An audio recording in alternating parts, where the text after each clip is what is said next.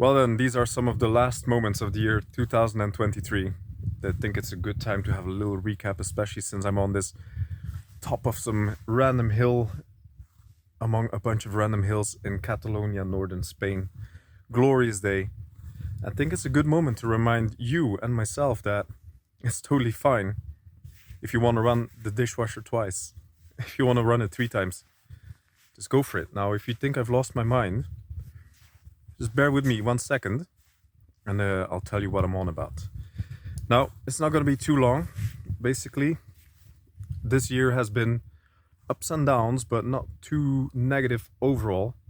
The most difficult thing was learning how to direct my thoughts, focusing my thoughts and energy on things that actually help me, and trying to steer away from the stuff that doesn't help. Sounds really obvious, but there were some pretty massive obstacles. Now, the first thing that happened actually, let me just try to sit down without falling off this pretty massive cliff here. Get the sun out of my face a little bit. Anyway, so literally a year ago from now, I was taking first steps, literal first steps. So after smashing my foot in a pretty horrible, silly accident, I spent 90 days, 3 months with my leg up in the air, had 2 surgeries, and I was just, getting out of the end of that and literally learning how to walk again, which was confronting, and it took a long time.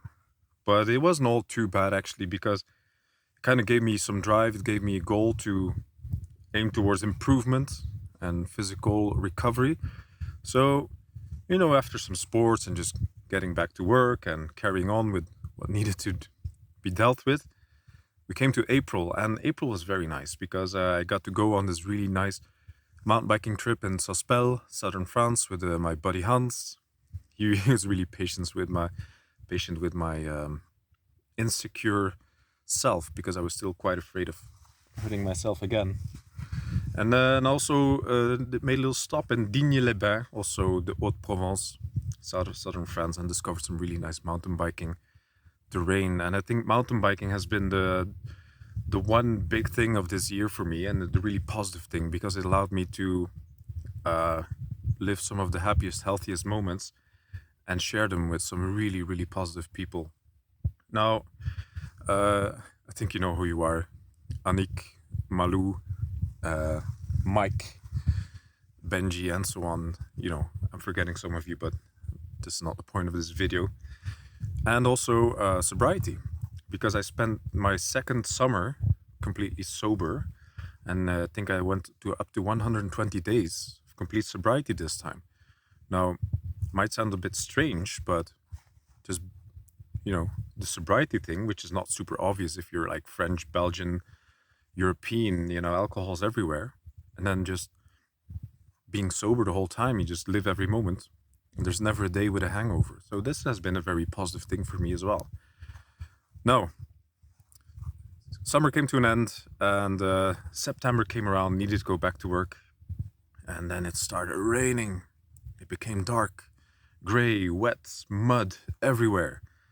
I just got endlessly sick, literally, because I work as a school teacher, and just everybody was ill the whole time. The kids, the colleagues, everybody was ill, and I was ill the whole time. I think I had a cold and some flus, and then eventually I had COVID again. I think I just spent months being ill, and I just got depressed. It just got me down. I just forgot how to focus on the good things. I started just the noise of my inner complaining, and the people who were complaining around me just started to drown out any positivity that I had in me. So I just took a little tumble down there, and it was not good. Now, I think I'm out of the end of that, and something that really helped once again, at least for me, is just moving, being outside, playing outside. Just look at this ridiculously glorious playground, and this is what makes me happy. Just being out, moving, daylight, bikes, tiny adventures. This is what makes me happy, and this is what I would like to focus on more in the coming year, because there's a lot of really, really horrible things out there right now. I'm not gonna start going on about this. And it's just so easy for us to get caught in thinking about them and talking about them the whole time. I'm not just talking about, personal life stuff, just geopolitics, you know what I'm on about.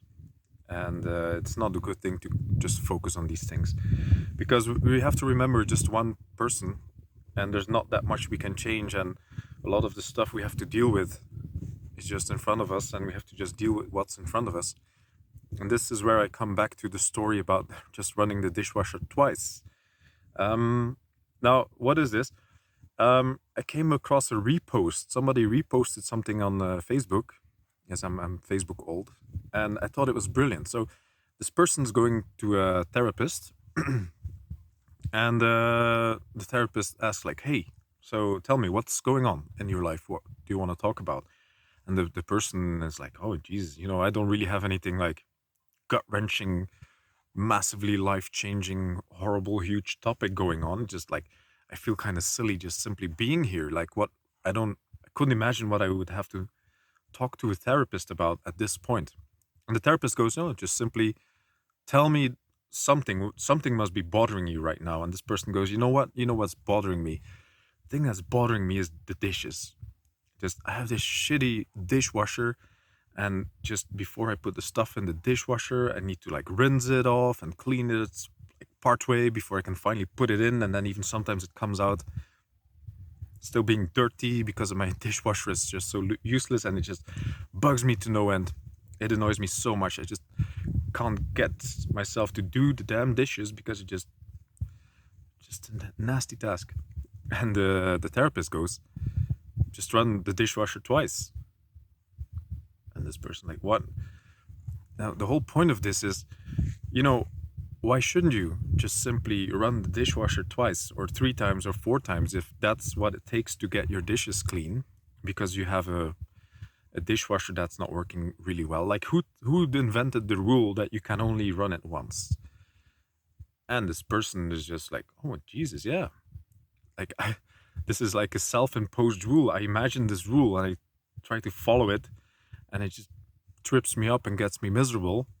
So this person goes home, runs the dishwasher twice, and then sits down in the shower, and then folds the laundry or doesn't fold it and just random places it, and it just stops following these little tiny self-imposed rules, like the things that you think you're supposed to be doing. But if you think about it, like, where does it come from? Most of us, we're alone most of the time. Just imagine how often you think of other people and how many people you can actually think of. Most people, they don't think about you. And all these tiny little self-imposed rules you think you're supposed to follow and they're making you miserable, just avoid them. And for me, this came into the shape of, since I couldn't hike anymore, hiking and walking in mountains and scrambling, that was a very large part of my identity, since it was literally my full-time living profession. It was a thing that gave me pleasure and my income for years, is walking. And all of a sudden I couldn't walk anymore and this foot wasn't working. So I needed to reinvent myself. Came up with this mountain biking thing. And then in this mountain biking thing, you'll very soon notice that there's so many ways of biking, and people think you need to do things a certain way. But for weeks and weeks and weeks, I was so lucky to be surrounded with people that shared my view of, what is enjoyable. And it was fun. It was satisfying. It was fun. It was sharing the joy. And then in the final last week of summer, I became part of a group which was very, very focused on statistics. I was doing things in a very forceful and, in my opinion, nonsensical way. And it just aggravated me. And I left. I left. And I should have left earlier. I shouldn't even have showed up. I forgot the fact that it's totally okay to not need to follow some strange rules that, don't work for you. So this summer, literally, my greatest happiness came from following this philosophy. And luckily, just a handful of days of not being all that happy with what was happening came from not following this philosophy. So, another year has come full circle, and To get a little philosophical, the sun that's blinding me right now is gonna go down pretty soon, and then when it comes up again, there's gonna be a new calendar year, and life just goes on. It's not gonna be new year, new me. It's just gonna be more of the same. I'm a 38-year-old man by now. I just can't believe it. I have my scars, physical and mental scars, but I'm also smarter in the way that I know what I want, and I definitely know what I don't want.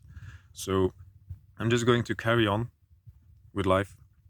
I'm going to be grateful with the positive things. I'm actually grateful with my employment right now. I'm surrounded by some really good people, and there's always stuff that could be better, but I'm going to try to focus my energy and mental focus on these things and try to stay away from the things that simply don't work. You know, water flows around rocks. This is all very abstract, but 2023, from learning how to walk again to being very happy to being pretty miserable and understanding what causes these things, it just makes me feel like I know which roads to take, which is quite a nice feeling. So that's about it. I think I'm done. Thanks for bearing with me. I don't know who's gonna watch this. Probably just a handful of people. But if we know each other, come say hi, and I wish you all the best for the next year. And if you learned something that might help me, I'd be very happy to know.